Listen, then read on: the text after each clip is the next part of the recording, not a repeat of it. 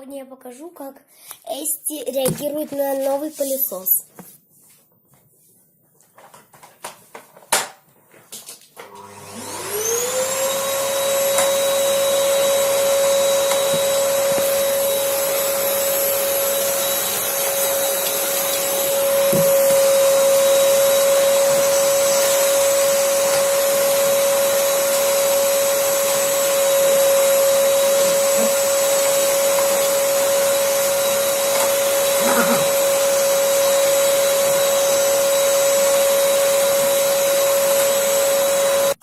Всем пока-пока.